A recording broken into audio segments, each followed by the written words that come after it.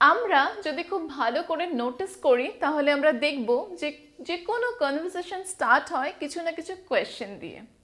Conversation means কথোপকথন, অর্থাৎ দুই ব্যক্তি বা ততোধিক কোনো ব্যক্তির মধ্যে যে কথাবার্তা হয় তাকেই আমরা কনভারসেশন বলি। এবার আমরা একটু খেয়াল করে দেখি, একটু চিন্তা করে দেখি যে যখন আমাদের কোনো পরিচিত ব্যক্তির সাথে আমরা দেখা করি বা দেখা হয়ে যায় তখন আমরা কি বলি? ফার্স্টে কি বলি? যে কেমন আছো, বা কোথায় যাচ্ছ, বা অনেক দিন পরে দেখা হলো, বাড়ির সবাই ভালো তো? তার মানে আমরা কিছু না কিছু কোয়েশ্চেন করি, তার পরিবর্তে তারা কিছু উত্তর দেয়, তবেই কনভারসেশন একটা রানিং হয়। আমরা নর্মাল কথাও বলি, এমন না যে আমরা কখনো সবসময় কোয়েশ্চেনই করি, বাট মোস্টলি আমরা কোয়েশ্চেন দিয়েই একটা কনভারসেশন স্টার্ট করি, স্পেশালি ইনফর্মাল সিচুয়েশনে।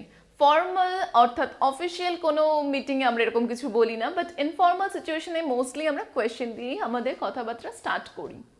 তো এই যে কোয়েশ্চেনগুলো আমরা করছি, এই কোয়েশ্চেনগুলোকেই আমরা বলি ইন্টারোগেটিভ সেন্টেন্স বা প্রশ্নবোধক বাক্য। আর এই ধরনের যে সেন্টেন্সগুলো, এগুলো খুবই important for our daily use conversation. আমরা আজকের এই ক্লাসে এই ইন্টারোগেটিভ সেন্টেন্সের অ্যাফার্মেটিভ ফর্মের সেন্টেন্স স্ট্রাকচার নিয়ে আলোচনা করব। This is our part 3 class of this sentence structure series. So hey there, welcome back to my channel Educare Junction. Here you learn English through Bengali. And তোমরা রয়েছো with me Mousumi. Before starting the class, আমি তোমাদেরকে বলবো যারা এখনো আমার চ্যানেলটা subscribe করোনি, I would request you please subscribe my channel. আর যারা অলরেডি সাবস্ক্রাইব করে দিয়েছো তাদেরকে জানাই a huge thank you. এবারে চলো আজকের আমাদের বিষয়টাতে এন্টার করা যাক।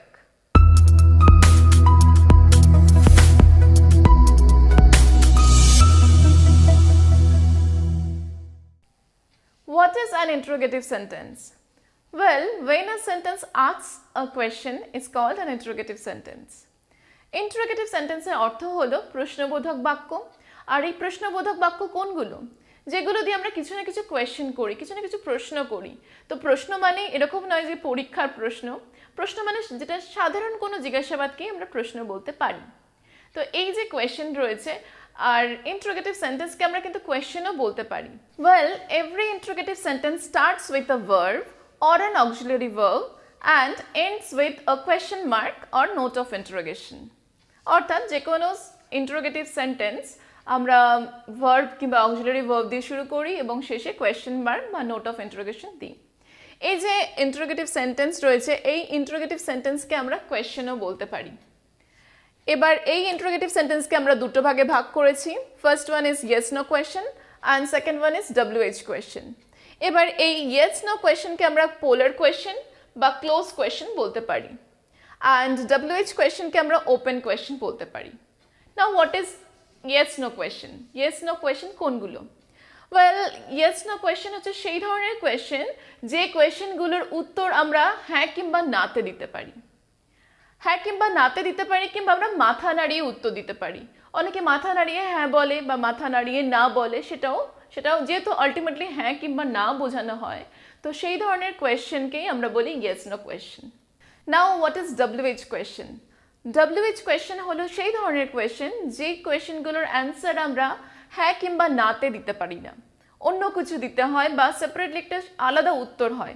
সেই ধরনের কোয়েশ্চেনগুলোকে আমরা WH কোয়েশ্চেন বলি। আর এই ধরনের কোয়েশ্চেন স্পেশালি WH ওয়ার্ড দিয়েই তৈরি হয়। এই ইয়েস নো কোয়েশ্চেনকে আমরা ক্লোজড কোয়েশ্চেন এই কারণে বলছি, কারণ এই ধরনের প্রশ্নগুলোর উত্তর শুধুমাত্র হ্যাঁ এবং নাতেই দিতে পারি, এর বাইরে আমরা যেতে পারি না। বাট WH কোয়েশ্চেনগুলোর যখন আমরা অ্যান্সার দিই তখন আমরা হ্যাঁ নাতে তো উত্তর দিতে পারি না, আমরা কিছু না কিছু একটা আলাদা উত্তর দিই। সাপোজ দ্যাট যদি আমি কোনো মেয়েকে বলি তোমার নাম কি সোমা, সে তাহলে উত্তরে বলবে হ্যাঁ কিংবা না, যদি হয় তো হ্যাঁ বলবে, যদি না হয় তো না বলবে। তাহলে এই ধরনের কোয়েশ্চেন হয়ে গেল ইয়েস নো কোয়েশ্চেন। আর যদি কোনো সেই মেয়েটাকে যদি বলি তোমার নাম কি, তখন সে কি বলবে? তার নাম সোমা। আবার এই প্রশ্নটাই যদি তার পাশের বন্ধুকে করি যে তোমার নাম কি, তখন সে আলাদা কিছু উত্তর দেবে। মানে কোয়েশ্চেনটা একই কিন্তু উত্তরটা আলাদা আলাদা হতে পারে। তো যেহেতু এটা অনেক রকমের উত্তর হতে পারে, তো এই জন্য এটা ওপেন কোয়েশ্চেন। প্রথমে আমরা ইয়েস নো কোয়েশ্চেন নিয়ে আলোচনা করব। এই ইয়েস নো কোয়েশ্চেন আমরা be verb, have verb, action verb ইত্যাদি দিয়ে তৈরি করে থাকি। সো ফার্স্টে বি ভার্ব অনুযায়ী আমরা ইয়েস নো কোয়েশ্চেনের ফরম্যাটটা দেখি। ফার্স্টে কি বসাচ্ছি আমরা, ভার্ব, বি ভার্ব, তারপরে সাবজেক্ট, তারপরে আদার্স। অর্থাৎ ফার্স্টে বি ভার্ব বসিয়ে যাবে, তারপরে সাবজেক্ট, তারপরে আদার্স। Very very simple. তো বি ভার্ব অনুযায়ী আমরা কিছু এক্সাম্পলসও এখানে রেখেছি, কিছু সেন্টেন্স রেখেছি, সেটা আমরা বি ভার্ব অনুযায়ী সেন্টেন্সটাকে ফরম্যাট করব। ফার্স্টে আমরা দেখতে পাচ্ছি নাম্বার 1-এ রয়েছে তুমি কি একজন ছাত্র। তো প্রথমেই যারা বিগিনার্স আছে তারা শুরুতেই কিন্তু প্রশ্নবোধক বাক্যটা তৈরি করতে গেলে একটু হেজিটেট ফিল করে বা একটু ভুল হয়ে যায়। তো সেটার ক্ষেত্রে একটা উপায় রয়েছে, প্রথমে আমরা বাক্যটাতে যে কি ওয়ার্ডটা রয়েছে এটাকে বাদ দিয়ে বাকিটুকুনি করব। এই কি ওয়ার্ডটাকে এই মুহূর্তে আমরা বাদ রাখবো, কি বাদ দিয়ে আমরা সেন্টেন্সটাকে তৈরি করি নর্মাল অ্যাসার্টিভ সেন্টেন্সে যেরকম হয়। আমরা এদিকে একটু রাফটা করে নিচ্ছি, ফাইনালটা এদিকে লিখবো। যেমন কি বাদ দিয়ে যদি এই সেন্টেন্সটা আমরা করতাম তাহলে হতো তুমি একজন ছাত্র। তুমি একজন ছাত্র, ভেরি সিম্পল, এটা আমরা করতে পারবো। তাহলে করে নিই। তুমি ইংলিশ হচ্ছে ইউ, অ্যান্ড একজন ছাত্র মানে তুমি হও একজন ছাত্র, তাহলে হবে ইউ এর পরে বি ভার্ব হয় আর, একজন ছাত্র মানে আ, আর ছাত্র ইংলিশ হচ্ছে স্টুডেন্ট, তাহলে ইউ আর আ স্টুডেন্ট। এবার এটা তো আসল বাক্য নয়, আসল বাক্যতে কি আছে আমরা আমাদের সুবিধার্থে একটা অ্যাসার্টিভ এই সেন্টেন্সটা তৈরি করে নিলাম। এবার ফাইনাল উত্তরটা আমরা করব এই সূত্র মেনে। এই সূত্রতে কি আছে, প্রথমে বি ভার্ব আগে হবে, তারপরে সাবজেক্ট, তারপরে আদার্স। তাহলে এখানে বি ভার্ব হচ্ছে আর, তাহলে এই আর এর পজিশন হবে এইখানে, এখানে আরটা হবে। তাহলে আর যদি এখানে চলে আসে আর এখানে আর থাকবে না, এবং শেষে একটা কোয়েশ্চেন মার্ক হবে। তাহলে সেই অনুযায়ী আমরা সেন্টেন্সটা তৈরি করি। প্রথমে বসাবো আর, তারপরে subject you, are you a student,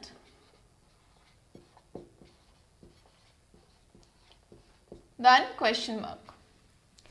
এবারে আমরা নেক্সট সেন্টেন্সটা দেখব। নেক্সট সেন্টেন্সে আছে বৃদ্ধ মহিলাটি কি ক্লান্ত। এখানেও আমরা সেম একই প্রসেসে করব। এই কিটাকে প্রথমে বাদ দিয়ে আমরা ট্রান্সলেটটা করব। ট্রান্সলেটটা অ্যাসার্টিভে করে নিচ্ছি, করে নিয়ে ফাইনালটা আমরা এখানে লিখব। এখানে রাফলি আমরা করে নিচ্ছি বৃদ্ধ মহিলাটি ক্লান্ত। বৃদ্ধ মহিলাটি, দ্য ওল্ড ওম্যান। এবার ক্লান্ত, বৃদ্ধ মহিলাটি ক্লান্ত মানে বৃদ্ধ মহিলাটি হয় ক্লান্ত। The old woman is tired. এবারে এটাকেও আমরা করব ঠিক এই সূত্র মেনে, আগে বি ভার্বটা আগে চলে আসবে। তাহলে বি ভার্ব এখানে হচ্ছে ইজ, তাহলে ইজটা আগে আসলে সেন্টেন্সটা হবে is the old man tired. তাহলে এটা আমরা এখানে লিখি is the old woman tired, then question mark. Question mark is very very important for interrogative sentence. So তাহলে অ্যান্সারটা হলো is the old woman tired. এবার আমরা চলে আসছি নেক্সট সেন্টেন্সে। নেক্সট সেন্টেন্সটা হলো লোকটি কি গরিব ছিল।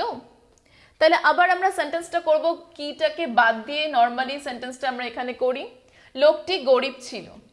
এখানে লোকটি মানে হলো দ্য ম্যান, ছিল, ছিল হচ্ছে বি ভার্বে পাস্ট ফর্মে রয়েছে, তাহলে যেহেতু সিঙ্গুলার নাম্বার তাহলে এখানে হবে ওয়াজ। দ্য ম্যান ওয়াজ, গরিব ইংলিশ হচ্ছে poor, the man was poor.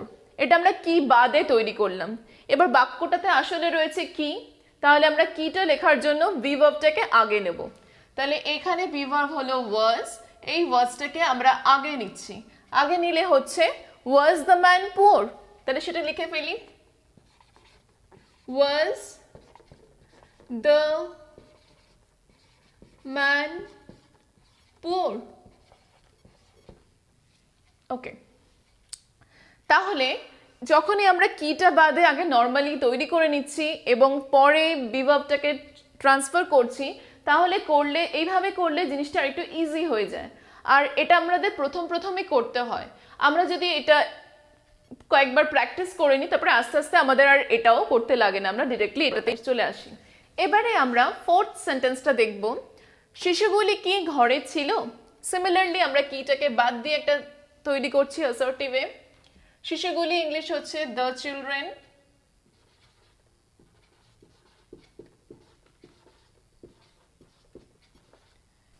এবারে এখানে বিভার্ব হলো ছিল।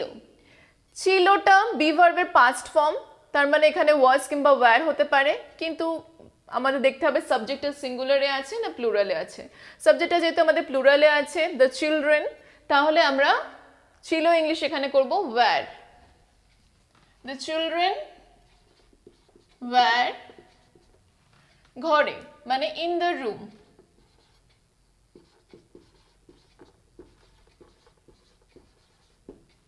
এবার এখানে আমাদের বিভার্ব কি আছে? এখানে আমাদের বিভার্ব হলো ওয়্যার। যেহেতু আমাদের কি আছে তাহলে আমরা এই ওয়ার্ডটাকে সামনে শিফট করব, তাহলে হয়ে যাবে where the children in the room. তাহলে আমরা লিখে ফেলি এখানে অ্যান্সারটা, where the children in the room.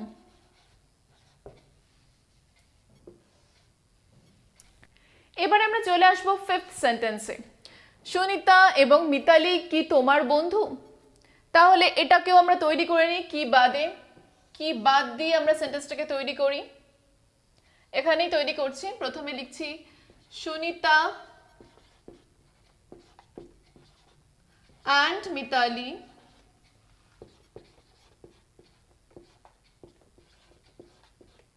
এবার সুনিতা আর মিতালি কি বাদে করছি, সুনিতা এবং মিতালি হয় তোমার বন্ধু। আমরা এইভাবে আগে তৈরি করে নিচ্ছি। এখানে হয় বা বিভার্ব কি হবে? এখানে বিভার্ব হবে আর, যেহেতু সুনিতা এবং মিতালি দুজনকে বুঝিয়েছি এবং প্রেজেন্ট টেন্সে আছে, তাই আমরা এখানে আর বসাবো। সুনিতা অ্যান্ড মিতালি আর তোমার বন্ধু, মানে ইয়োর ফ্রেন্ডস। সুনিতা এবং মিতালি তোমার বন্ধু। Sunita and Mitali are your friends. এবারে কি আসল বাক্যতে তো আমাদের কি রয়েছে, মানে এবার এই আরটা এখান থেকে এখানে শিফট হবে, এখানে শিফট হবে। তাহলে হয়ে যাবে আর Sunita and Mitali your friend, এবং লাস্টে প্রশ্ন চিহ্ন একটা হয়ে যাবে। This is the answer. আর Sunita and Mitali your friends. এবারে হ্যাভ ভার্ব অনুযায়ী আমরা ইয়েস নো কোয়েশ্চেনের কোয়েশ্চেন ফরম্যাটটা দেখে নেব। প্রথম ফর্মটা হলো প্রথমে হবে হ্যাভ ভার্ব, তারপরে সাবজেক্ট, তারপরে আদার্স। এবং দ্বিতীয় ফর্ম হলো প্রথমে ডু ভার্ব হবে, তারপরে সাবজেক্ট, তারপরে হ্যাভ ভার্ব যার বেস ফর্ম হতে হবে, এবং দেন আদার্স, দেন কোয়েশ্চেন মার্ক। এবারে আমরা এই যে সেন্টেন্সগুলো দেখতে পাচ্ছি এগুলোকে এই ফরম্যাটে বা এই ফর্ম অনুযায়ী আমরা তৈরি করব। প্রথমে আছে তোমার কি একটি অভিধান আছে? তোমার কি একটি অভিধান আছে? তাহলে আমরা কি বাদে আগে সেন্টেন্সটা তৈরি করি? তোমার আছে একটি অভিধান, তাহলে সেইভাবে করছি। You have a dictionary. অভিধান English dictionary. You have a dictionary. এখানে কি বাদে সেন্টেন্সটা হলো you have a dictionary। এবার কিটাকে নিয়ে কি করে হয়, আমাদের প্রথমে have ভার্বটাকে ট্রান্সফার করতে হবে এখানে, তাহলে হয়ে যায় have you a dictionary, then question mark। এটাও চলে আছে। তাহলে কি হচ্ছে হ্যাভ ইউ আ ডিকশনারি। এই যে আমরা সেন্টেন্সটা তৈরি করলাম এটা আমরা ফার্স্ট ফর্ম অনুযায়ী করলাম। এই সেন্টেন্সটাকে আবার আমরা সেকেন্ড ফর্ম অনুযায়ী যদি করি তাহলে হবে ডু ভার্ব প্রথমে বসাতে হবে, যেহেতু ইউ সাবজেক্টটা আমরা দেখব সাবজেক্টটা কোন পারসনে রয়েছে, এটা হচ্ছে সেকেন্ড পারসন, তাহলে আমরা ডু ভার্ব ডুই ব্যবহার করব। অ্যান্ড তারপরে বসাতে বলেছে subject you, do you. Then have ভার্বের বেস ফর্ম, তাহলে হ্যাভ ভার্বের বেস ফর্ম আমরা জানি হ্যাভই হয়, তাহলে ডু ইউ হ্যাভ। দেন আদার্সের মধ্যে পড়ে থাকলো একটি অভিধান, তার মানে আ ডিকশনারি।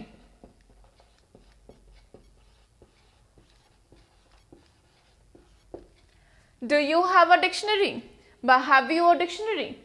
আমি এর আগের ক্লাসেই বলেছিলাম যে এই যে ফরম্যাটটা এটা ব্রিটিশ ইংলিশে ফলো করা হয় আর এই ফরম্যাটটা আমেরিকান ইংলিশে ফলো করা হয়। আর নাওয়াডেজ আমরা কিন্তু এই ফরম্যাটটাকেই বেশি ফলো করছি, মানে আমেরিকান ইংলিশে যে ফরম্যাটটা ফলো করা হয় সেটাই ফলো করছি। এবারে আমরা চলে আসছি নেক্সট সেন্টেন্সে।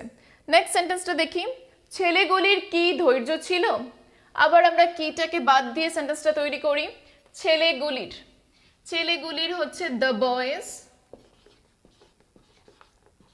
ছিল বলেছে, এই ছিলটা হচ্ছে হ্যাভ ভার্বের পাস্ট ফর্ম, তাহলে দ্য বয়েজ হ্যাড। ধৈর্য ইংলিশ পেশেন্স।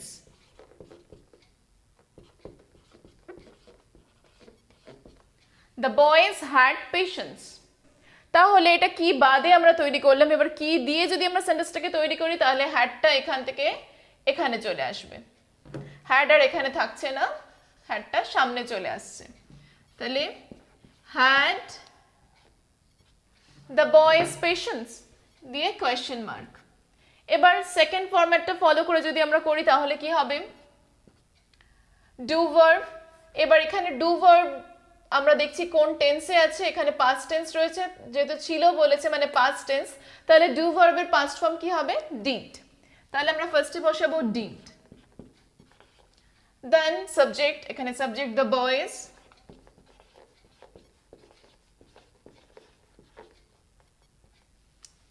তারপরে কি বলেছে, ভার্বের বেস ফর্ম, হ্যাভ ভার্বের বেস ফর্ম, হ্যাভ ভার্বের বেস ফর্ম হ্যাভই হয়, তাহলে আমরা এখানে হ্যাভ বসাবো।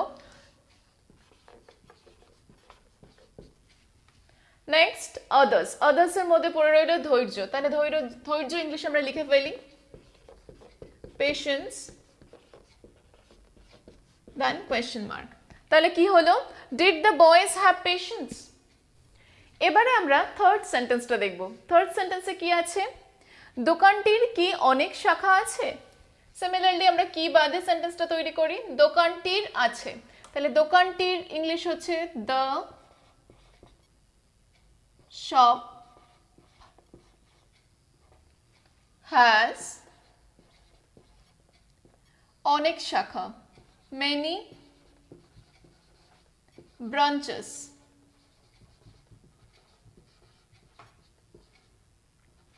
ব্রাঞ্চ যেহেতু শেষে দুটো লেটার সি এবং এইচ আছে তাই আমরা ইএস দিয়ে প্লুরাল করি। তাহলে the shop has many branches, এটার মানে হলো দোকানটির অনেক শাখা আছে। কিন্তু আমাদের প্রশ্নতে রয়েছে দোকানটির কি অনেক শাখা আছে, মানে প্রশ্নবোধক বাক্যতে রয়েছে, তাহলে প্রশ্নবোধক বাক্য করার নিয়ম হচ্ছে এটাকে আগে দিতে হবে। তাহলে আগে দিলে হচ্ছে এখান থেকে এটা বাদ যাচ্ছে, এখান থেকে এটা এখানে চলে আসছে, তাহলে হচ্ছে has the shop many branches, then question mark. তাহলে এটা আমরা ফার্স্ট ফর্মুলা অনুযায়ী করলাম।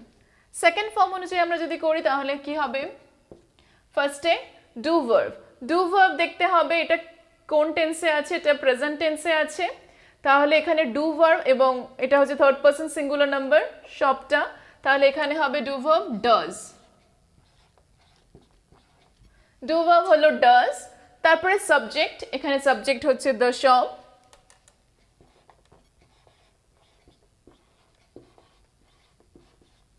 দেন হ্যাভ ভার্বের বেস ফর্ম আমরা জানি হ্যাভই হয়, দেন আদার্স, তাহলে আদার্স এর মধ্যে রয়েছে অনেক শাখা, তাহলে মেনি ব্রাঞ্চেস হবে।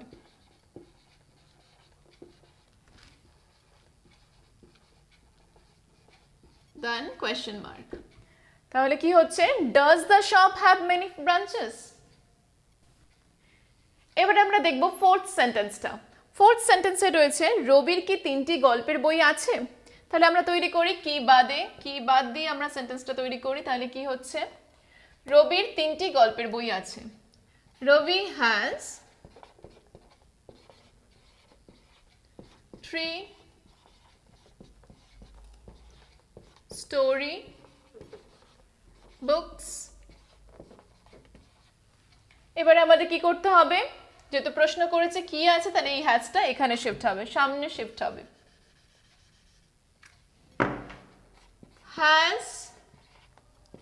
Has Ravi 3 story books? Then question mark. তাহলে এই যে আমরা সেন্টেন্সটা তৈরি করলাম এটা আমরা ফার্স্ট রুল অনুযায়ী করলাম। সেকেন্ড রুল অনুযায়ী এই সেন্টেন্সটা করলে কিরকম হবে? সিমিলারলি রবি যেহেতু থার্ড পারসন সিঙ্গুলার নাম্বার এবং প্রেজেন্ট টেন্সে রয়েছে তাহলে আমরা ডু ভার্ব নেব does. Then subject Ravi, then have ভার্বের base form, we know that base form হ্যাভই হয় হ্যাভ ভার্বের। তারপরে হচ্ছে আদার্স, আদার্সের মধ্যে পড়ে রয়েছে 3টি গল্পের বই, তাহলে 3 story books, story books, then question mark. তাহলে হলো does Ravi have 3 story books. এবারে আমরা চলে আসছি ফিফথ সেন্টেন্সে। ফিফথ সেন্টেন্সে রয়েছে আমাদের কি কিছু টাকা ছিল। তাহলে এখানেও আমরা সেন্টেন্সটা তৈরি করি কি বাদ দিয়ে, তাহলে কি হচ্ছে আমাদের ছিল, উই হ্যাড কিছু টাকা, সাম মানি। তাহলে আমাদের কিছু টাকা ছিল, উই হ্যাড সাম মানি। এবারে কি বলেছে, তার মানে কির জন্য আমাদের হ্যাডটা মানে হ্যাভ ভার্ব যেটা আছে সেটাকে আগে নিতে হবে, আর এই হ্যাডটা হলো যেহেতু পাস্ট টেন্স ছিল তাই এটা হ্যাড হলো। তাহলে এখানের এই হ্যাডটা শিফট হয়ে সামনে আসবে, তাহলে হবে উই হ্যাড ছিল, হ্যাডটা আগে আসলে হবে had we some money, then question mark. এটা ফার্স্ট রুল অনুযায়ী হলো। আবার সেকেন্ড রুল অনুযায়ী আমরা এটা তৈরি করি। সেকেন্ড রুল অনুযায়ী এটা করতে হবে ডু ভার্ব আগে আসবে, যেহেতু এটা পাস্ট টেন্স আছে ছিল বলেছে তার মানে ডু ভার্বের পাস্ট টেন্স হয় did, then subject is we, then have ভার্বের base form that means have, then others means যেটুকুনি পড়ে রইলো, যেমন কিছু টাকা, এখানে হবে সাম মানি।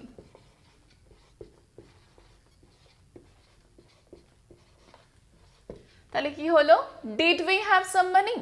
এখানে সাম হলো একটা ডিটারমিনার এবং এইটা এমন একটা ডিটারমিনার যেটা কাউন্টেবল নাউনের আগেও বসে, আনকাউন্টেবল নাউনের আগেও বসে।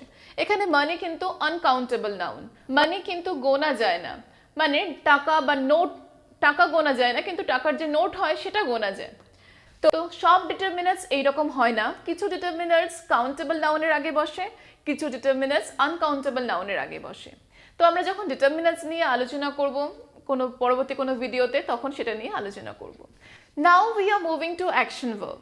According to action verb yes no question কিভাবে ফরম্যাটটা তৈরি হয় সেটা আমরা দেখে নেব।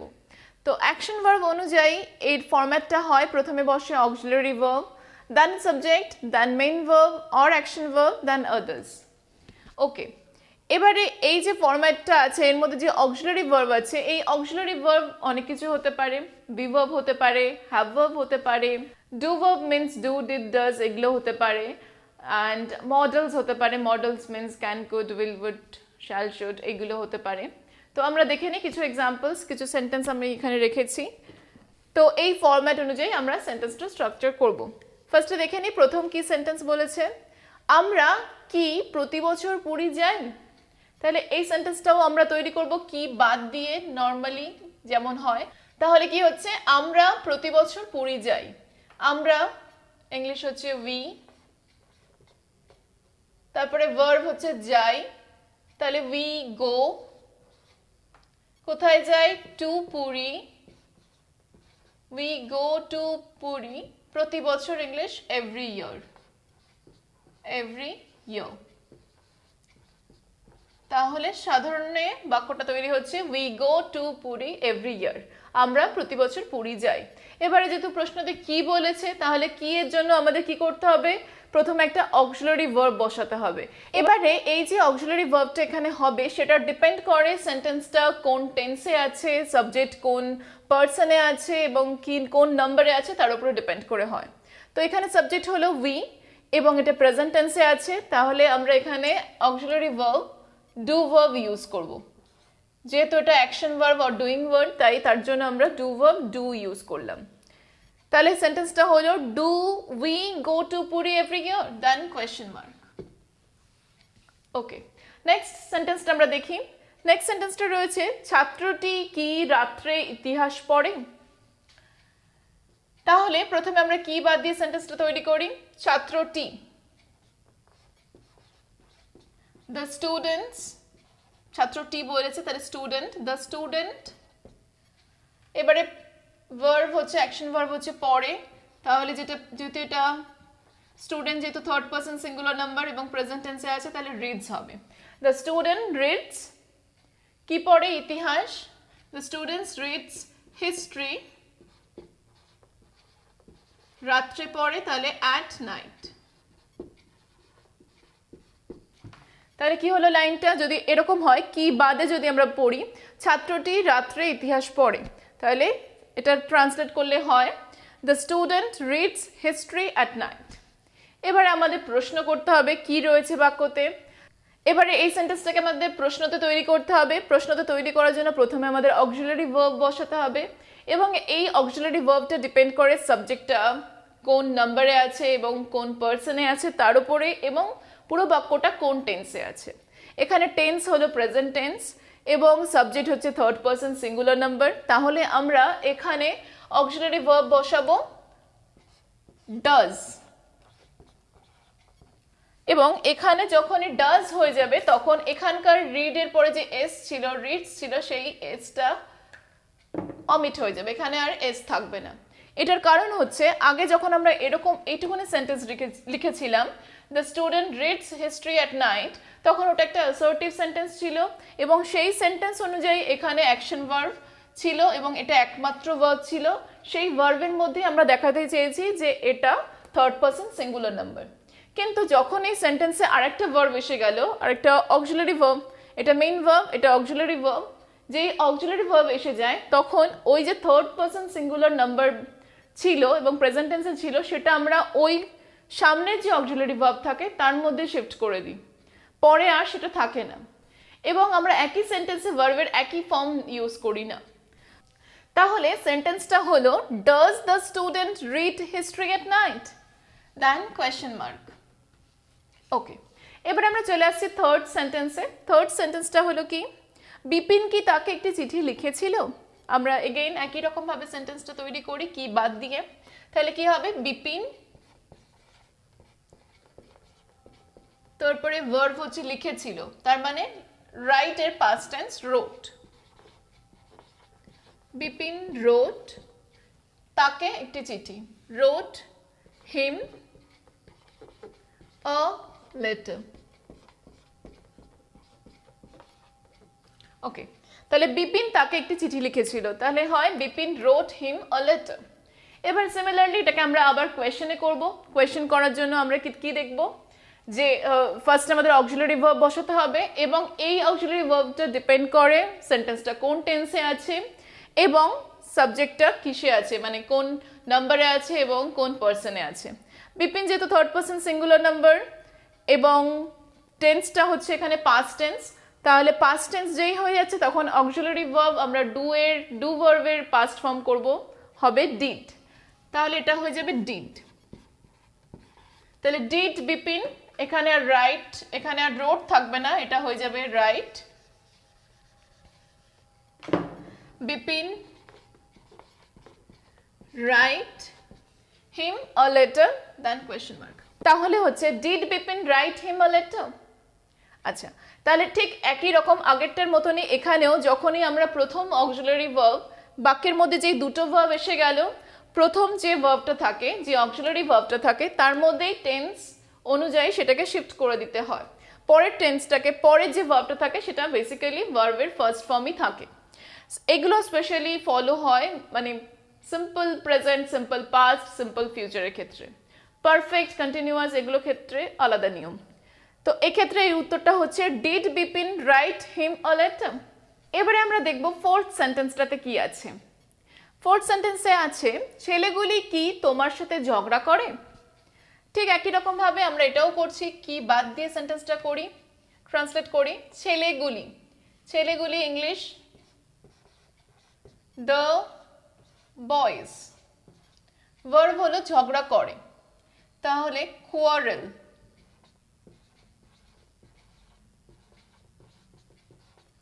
the boys quarrel তোমার সাথে with you,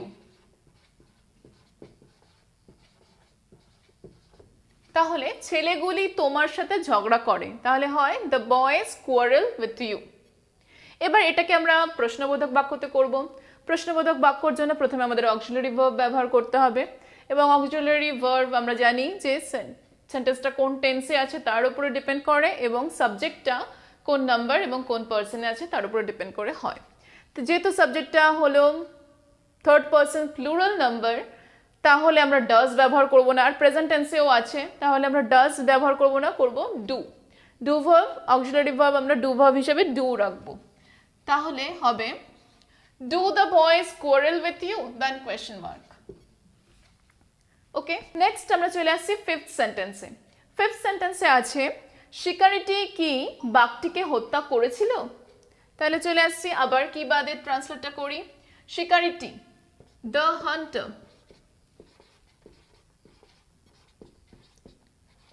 অ্যাকশন ভার্ব হলো হত্যা করা, তার পাস্ট ফর্ম রয়েছে, তাহলে কিলড। হত্যা করা ইংলিশ কিল, আর হত্যা করেছিল কিলড। দ্য হান্টার কিলড বাঘটিকে, কিলড দ্য টাইগার।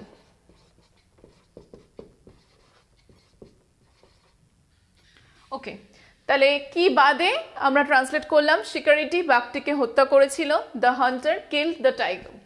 এবার আমরা প্রশ্নবোধক বাক্যতে করব। এগেইন আমরা দেখে নিই কোন টেন্সে আছে। কিলড মানে পাস্ট টেন্সে আছে, পাস্ট টেন্সে আছে তার, আর থার্ড পারসন সিঙ্গুলার নাম্বার আছে এটা। তাহলে আমরা অক্সিলারি ভার্ব হিসেবে এখানে ডু ভার্ব নেব, ডু ভার্বের পাস্ট ফর্ম, তাহলে হয়ে যাবে did. Did the hunter kill the tiger, then question mark. আমরা এতক্ষণ পর্যন্ত যে কোয়েশ্চেন ফরম্যাটগুলো দেখছিলাম সেগুলো হচ্ছিল ইয়েস নো কোয়েশ্চেন ফরম্যাট, আর এখন আমরা যেগুলো দেখব সেগুলো হচ্ছে WH কোয়েশ্চেন এবং তার কিছু ফর্ম। তো যদি খুব ভালো করে দেখো, আমি একটু প্রথমে বলে নিই যে প্রথমে এটার ফর্মটা হচ্ছে প্রথমে WH ওয়ার্ড বসবে, তারপরে অক্সিলারি ভার্ব, তারপরে সাবজেক্ট, তারপরে main verb or action verb, then others. তো এখানে যদি তোমরা খুব ভালো করে দেখো, আমরা ইয়েস নো যে কোয়েশ্চেন করেছিলাম তার যে অ্যাকশন ভার্ব ছিল, তার যে ফরম্যাট ছিল সেই ফরম্যাটটাই প্রায় একই রয়েছে, শুধু সামনে WH ওয়ার্ড অ্যাড হয়েছে। এটাই হচ্ছে পার্থক্য, দিস ইজ দ্য ডিফারেন্স। এবারে আমরা দেখব যে বাক্যর মধ্যে এই যে WH ওয়ার্ডটা যেখানেই থাকুক না কেন, সেই ধরনের WH ওয়ার্ডটাকে আগে লিখব। সে শুরুতেও থাকতে পারে, মাঝেও থাকতে পারে, শেষেও থাকতে পারে, বা যাই থাকুক না কেন, আমরা যখন ট্রান্সলেট করব তখন WH ওয়ার্ডটাকে আগেই লিখব। আর বাকি ফরম্যাটটা ঠিক আগের মতনই, অক্সিলারি ভার্ব, তারপরে সাবজেক্ট, তারপরে main verb or action verb, then others. তো প্রথম সেন্টেন্সটা দেখা যাক কি আছে।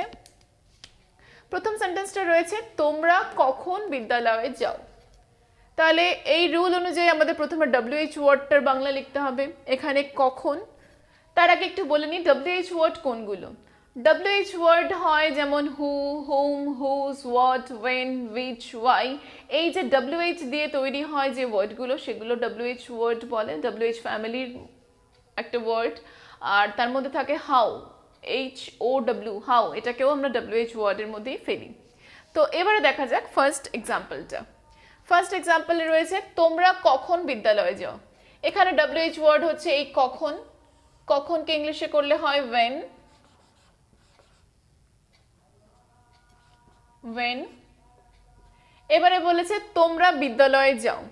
এবার আমরা দেখতে পাচ্ছি প্রথমে WH ওয়ার্ড, তারপরে একটা অক্সিলারি ভার্ব বসাতে হবে, এখানে অক্সিলারি ভার্ব, তারপরে সাবজেক্ট, তারপরে মেইন ভার্ব, তারপরে রেস্ট। তাহলে এখানে অক্সিলারি ভার্বটার জন্য আমরা একটু ফাঁকা রাখছি, রেখে আমরা তৈরি করছি তোমরা বিদ্যালয়ে যাও। এবারে আমরা দেখতে পাচ্ছি যে অক্সিলারি ভার্ব বসাতে হবে। আমরা অক্সিলারি ভার্বটা পরে বসাচ্ছি, প্রথমে আমরা বাকিটা করে নিচ্ছি যে তোমরা বিদ্যালয়ে যাও, অক্সিলারি ভার্বে স্পেস রেখে আমরা এইটুকুনি আগে করে নিই। তোমরা ইংলিশ ইউ, বিদ্যালয়ে যাও, তার মানে আগে ভার্বটা বসাচ্ছি ইউ গো, তারপরে বিদ্যালয়ে, টু স্কুল। এবারে অক্সিলারি ভার্ব আমরা ঠিক আগের মতন ভাবে এখানে বার করব, যে সাবজেক্টটা হচ্ছে ইউ আছে এবং টেন্সটা, এখানে টেন্স হলো প্রেজেন্ট টেন্স। তাহলে আমরা এখানে অক্সিলারি ভার্ব করব ডু। তাহলে when do you go to school, then question mark। Okay, similarly পরেরটাও দেখছি, ভদ্রলোকটি কোথায় বাস করে। এখানে ফার্স্টে আমাদের WH ওয়ার্ডটাকে ফাইন্ড আউট করে নিতে হবে। কোথায়, কোথায়কে ইংলিশে আমরা কি বলি, where। তাহলে whereটা আগে লিখে নিই, where। তারপরে ভদ্রলোকটি বাস করে। ঠিক একই রকম ভাবে আমি অক্সিলারি ভার্বের জন্য স্পেস রেখে পুরোটা করে নিচ্ছি। ওয়্যার, তারপরে ভদ্রলোকটি ইংলিশ হচ্ছে দ্য জেন্টলম্যান,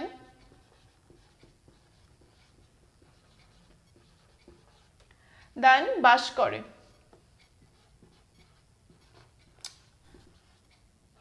এটা হলো অ্যাসার্টিভে যদি আমরা করতাম, ভদ্রলোকটি বাস করে, দ্য জেন্টলম্যান লিভস।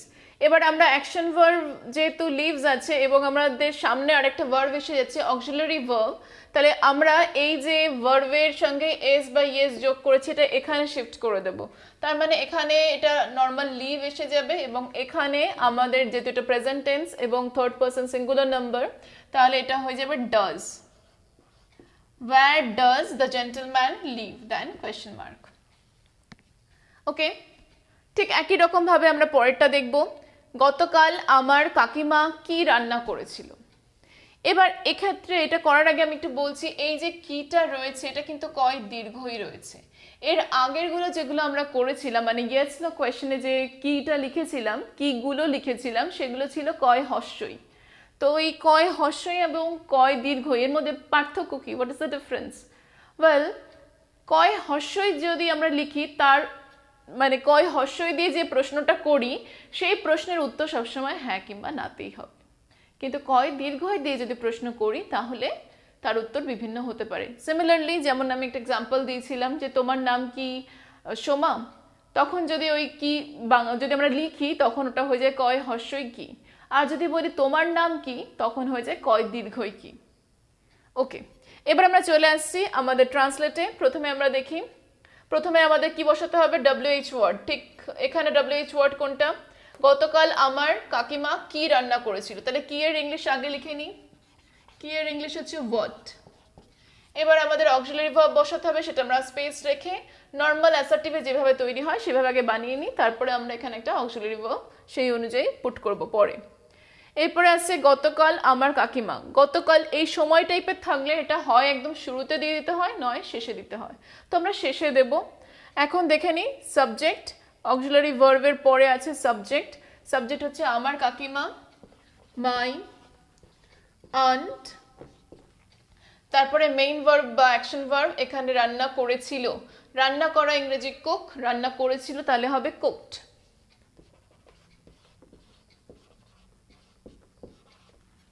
দেন গতকাল আছে, এখানে গতকাল ইংলিশটা লিখে নিচ্ছি ইয়েস্টারডে।